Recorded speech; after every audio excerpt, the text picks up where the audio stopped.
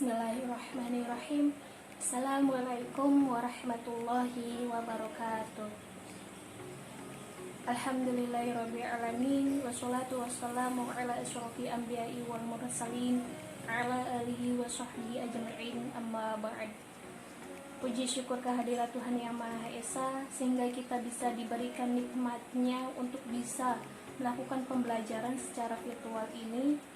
Sholawat serta salam kita curahkan kepada junjungan Nabi besar kita, Nabi Muhammad SAW, yang telah membawa kita dari zaman kegelapan ke zaman terang benderang. Yang pertama-tama yang saya hormati kepada Bapak dosen Andi Prastowo selaku dari dosen pengampu mata kuliah pengembangan asesmen pembelajaran pendidikan agama Islam, dan teman-teman yang saya cintai. Izinkan saya di sini, Raini Matofiani, untuk sedikit memaparkan hasil dari mini riset saya yang berjudul Implementasi Asesmen Autentik pada Pembelajaran Al-Quran Hadis kelas 6 MI Al-Islam Giwangan Yogyakarta. Nah, di sini saya melakukan pembelajaran atau penelitian mengenai asesmen autentik ini dilakukan dengan cara metode kualitatif. Kemudian juga saya mewawancarai dari salah satu guru pendidikan agama Islam ataupun selaku dari guru mata pelajaran Al-Quran Hadis juga. Nah, inilah hasil dari mini riset yang sudah saya teliti. Oke, yang pertama di sini saya mengangkat mengenai judul mini riset dengan judul Implementasi Asesmen Autentik pada Mata Pelajaran Al-Quran Hadis di MI Al-Islam Giwangan Yogyakarta.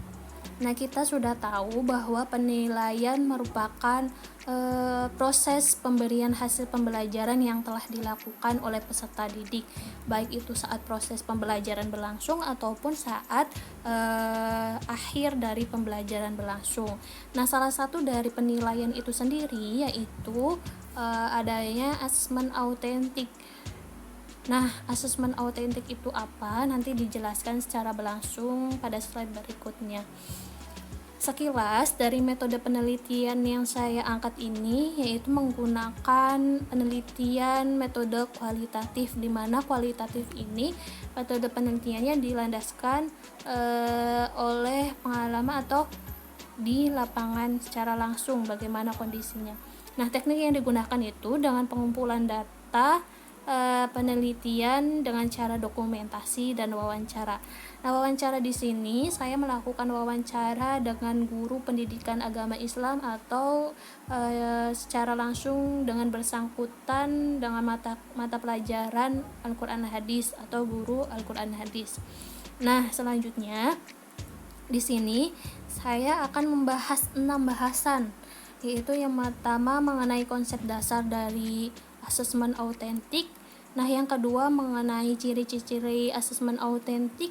Yang ketiga yaitu mengenai urgensi dari asesmen autentik. Yang keempat mengenai macam-macam bentuk teknik asesmen autentik. Yang kelima mengenai implementasi dari asesmen autentik. Dan yang keenam yaitu membahas mengenai evaluasi asesmen autentik. Yang pertama, di sini kita masuk dalam konsep asesmen autentik. Asesmen merupakan proses untuk menentukan kurikulum, kemudian juga pembelajaran, serta kebijakan-kebijakan yang sekolah buat untuk diaplikasikan kepada peserta didik. Nah, keputusan guru itu dalam mengelola pembelajaran yang ada di kelas, bagaimana guru itu dapat menempatkan peserta didik yang berbeda-beda, serta memberikan tugas yang sesuai dengan kemampuan dan kebutuhan peserta didik.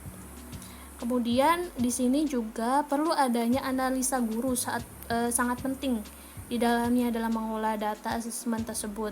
Nah, kemampuan guru itu dalam menggunakan informasi yang diperolehnya.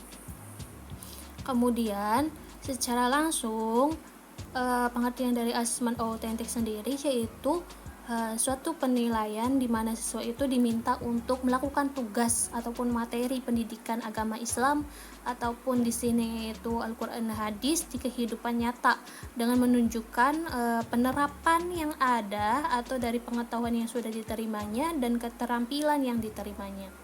Oleh karena itu, pada dasarnya itu asesmen autentik merupakan salah satu prinsip dari asesmen alternatif, tetapi tidak berarti semua teknik penilaian alternatif itu menggunakan dari asesmen autentik.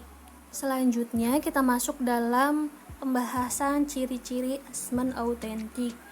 Adapun ciri-ciri dari asesmen autentik itu dengan membedakan dengan asesmen lainnya ada beberapa poin, yaitu di sini ada 8 poin. Yang pertama yaitu kehidupan nyata yang sedang berlangsung. Nah, di sini peserta didik itu melakukan tugas dengan mengaplikasikan dalam kehidupan nyatanya.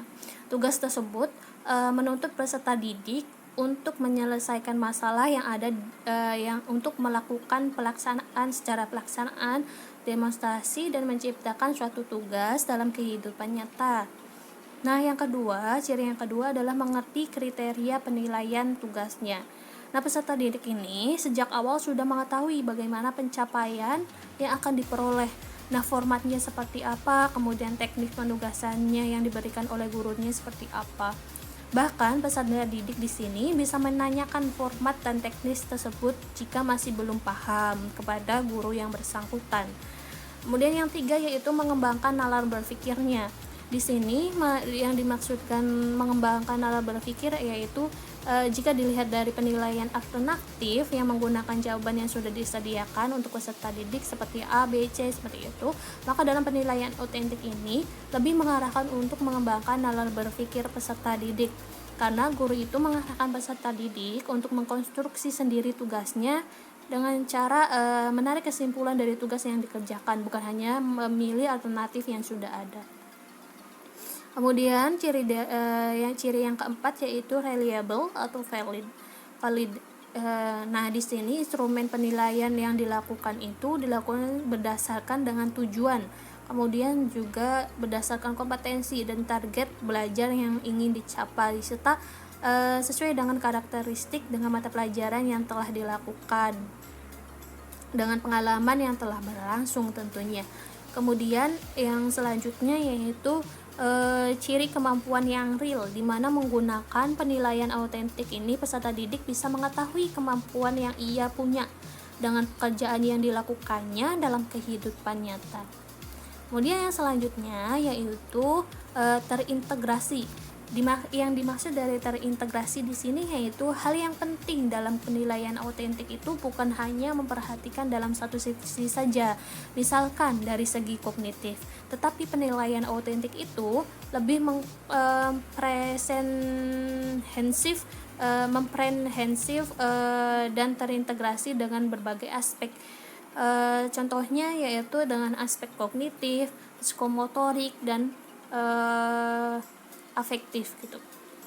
Yang selanjutnya yaitu mengenai ciri fakta serta bukti langsung, di mana penilaian ini tidak boleh cepat dipercaya dengan tugas peserta didik dengan cara melihat bukti-bukti tugasnya, caranya itu, atau dengan kegiatan yang telah dilaksanakan oleh peserta didik. Dalam kaitannya adalah pembelajaran yang telah disajikan secara utuh. Kemudian yang terakhir adalah ciri menekankan pada hasil. Asesmen autentik ini bukan hanya penilaian secara kognitif saja dan sikap, tetapi juga penilaian pada produk yang dihasilkan, di mana hasil asesmen ini dikatakan baik jika prosesnya itu juga dihasilkan bernilai baik dan produknya juga bernilai dengan baik. Kemudian kita masuk dalam pembahasan dari urgensi asesmen autentik. Nah, di sini ada beberapa argumen mengenai urgensi dari asesmen autentik. Tentunya urgensi ini tidak hanya dikaitkan dengan kelebihan dari asesmen autentik itu sendiri. Nah, berikut urgensi dari asesmen autentik yaitu yang pertama, memberikan pengukuran secara langsung, di mana tentunya diharapkan dari kegiatan belajar itu bukan hanya mengetahui sebuah teori, tetapi juga bisa mengaplikasinya dalam dunia nyata. Untuk mengetahui pengetahuan siswa itu sampai di mana dalam hal menyimpulkan atau sesuatu, maka asesmen autentik itu jawaban yang paling cocok, seperti itu.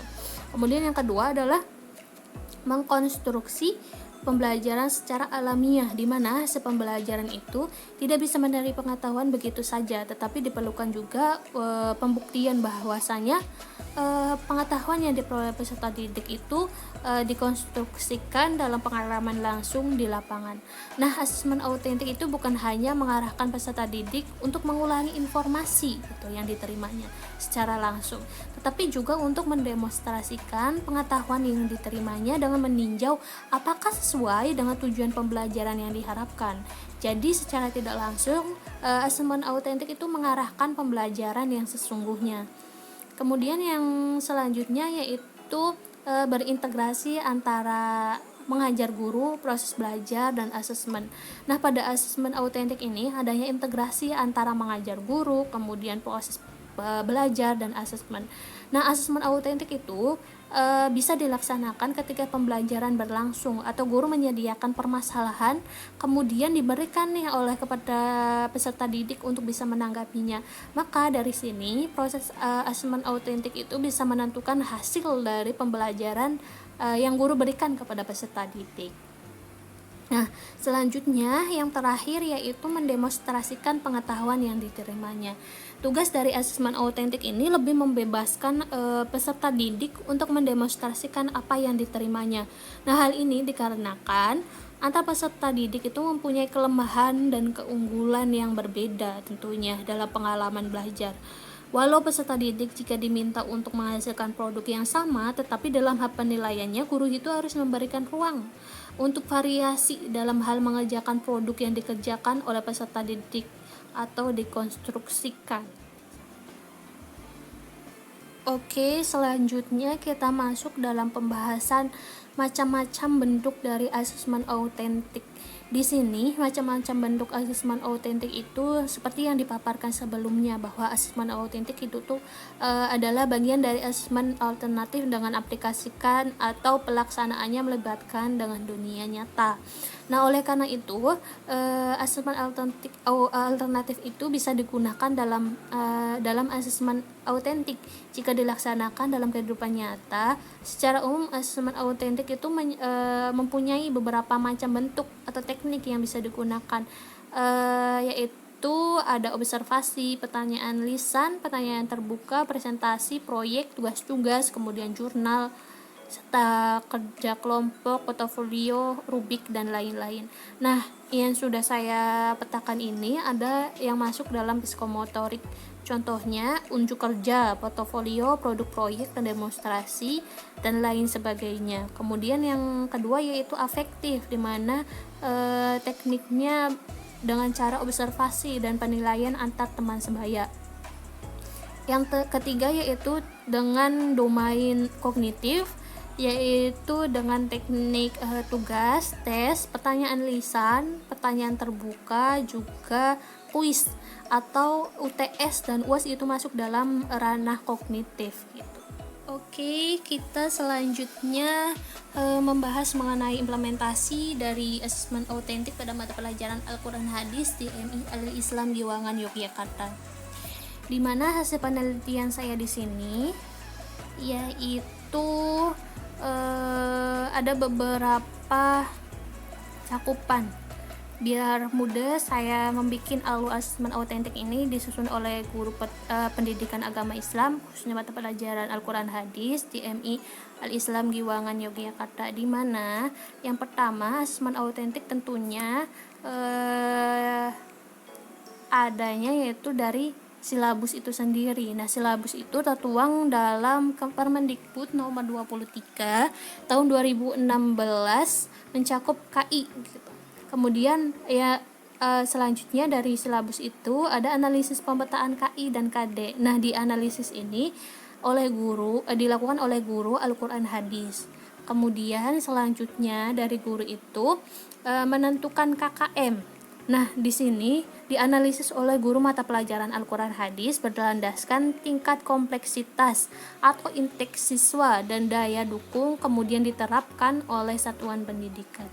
Selanjutnya dari penentuan KKM, yaitu penerapan RPP atau menyusun penilaian autentik. Nah, di sini disusun oleh guru mata pelajaran Al-Quran Hadis. Nah, dari itu semua, dari silabus, kemudian analisis pemetaan KI dan KD, terus penentuan KKM dan pembuatan RPP, maka semuanya itu bisa dilaksanakan dengan proses pembelajaran dengan menentukan KI 1, KI 2, KI 3 dan KI 4. Kemudian dari situ guru pada saat proses pembelajaran bisa melakukan penilaian atau asesmen autentik pada saat proses pembelajaran berlangsung ataupun pada akhir pembelajaran berlangsung, seperti itu, dengan memperhatikan KI ini dari KI 1 sampai KI 4. Kemudian dari situ bisa dihasilkan hasil pembelajarannya.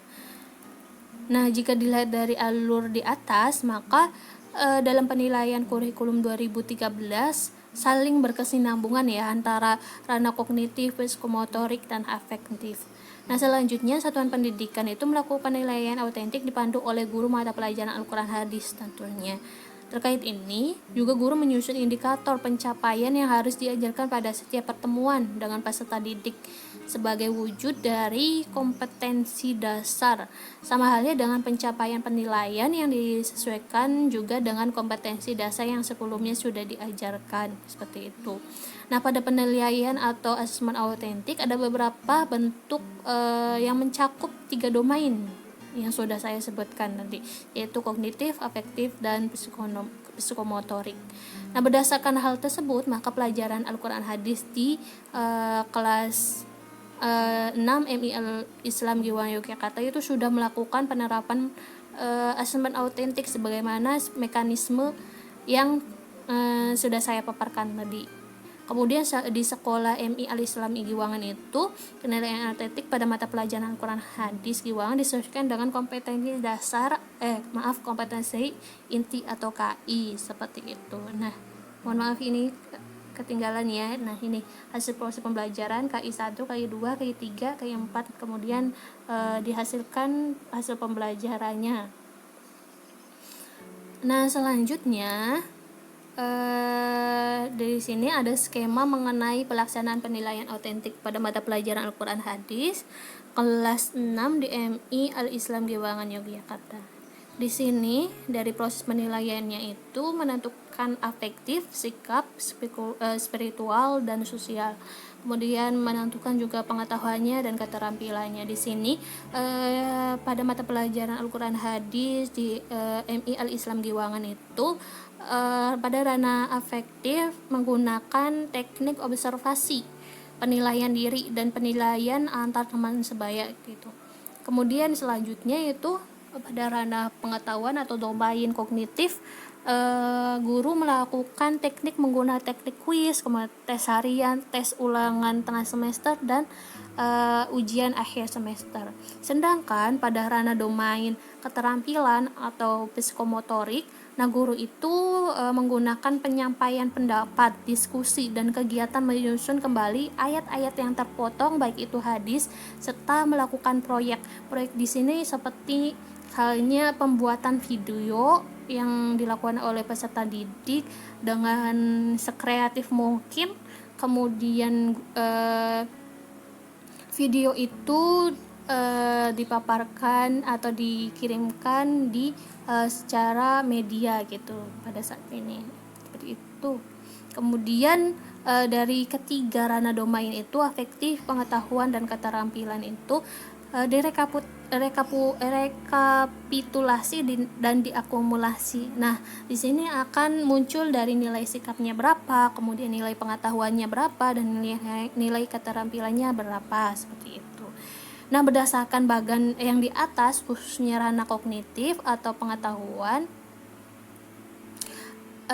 nah ini adalah secara langsung hasil dari implementasi dari pembelajaran Al-Quran Hadis di kelas 6 Al-Islam MI Al-Islam Giwangan Yogyakarta. Nah, di sini kognitifnya seperti apa, yaitu dengan tugas, kuis dan lain sebagainya. Kemudian psikomotorik pada ranah yang pembuatan proyek dan lain sebagainya. Dan di sini ada afektif, yaitu teknik penilaian observasi, penilaian teman sebaya dan penilaian diri sendiri.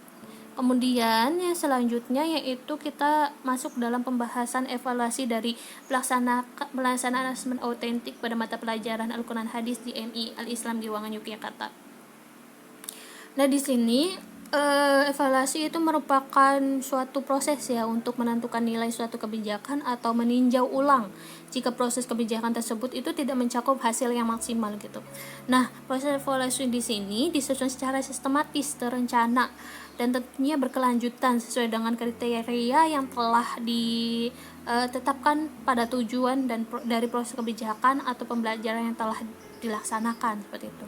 Nah, evaluasi di sini juga merupakan hasil dari asesmen autentik tentunya yang telah dilaksanakan oleh satuan pendidikan atau guru mata pelajaran Al-Quran Hadis di MI Al-Islam Giwangan Yogyakarta gitu. Data nilai yang diperoleh kemudian dianalisis kemudian menjadi acuan evaluasi terkait implementasi pembelajaran Al-Quran Hadis kelas 6 di MI Al-Fitian Yogyakarta MI Al-Islam Giwangan Yogyakarta ke depannya. Dikarenakan asesmen autentik itu menilai dari ranah psikomotorik, kemudian juga kognitif, afektif dalam proses pembelajaran, maka tidak jarang guru juga menemukan nih beberapa hal yang perlu dievaluasi dan tidak ditindaklanjuti ke depannya supaya proses pembelajaran itu menjadi yang lebih baik lagi gitu.